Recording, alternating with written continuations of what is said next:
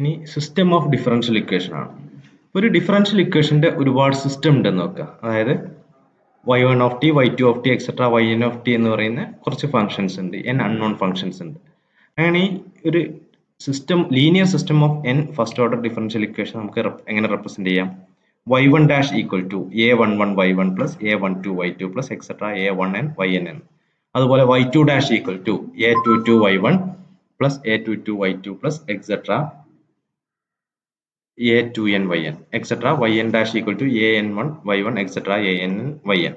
ഇങ്ങനെ നമുക്ക് അതിനെ എന്ത് ചെയ്യാം? റെപ്രസെന്റ് ചെയ്യാം. ഒരു ടു വേരിയബിളിലുള്ള അൺനോൺ ഫംഗ്ഷൻസ് ഉള്ള y1 y2 ലുള്ള ഒരു ഇക്വേഷൻ ആണെങ്കിൽ നമുക്ക് എങ്ങനെ റെപ്രസെന്റ് ചെയ്യാം? y1 dash equal to a1 y1 plus a12 y2, y2 dash equal to a21 y1 plus a22 y2 എന്ന്. അത് മെട്രിക്സ് ഫോമിൽ നമുക്ക് എങ്ങനെ എഴുതാം? y dash equal to capital ay. y dash എന്താണ്? y1 dash y2 dash ആണ്.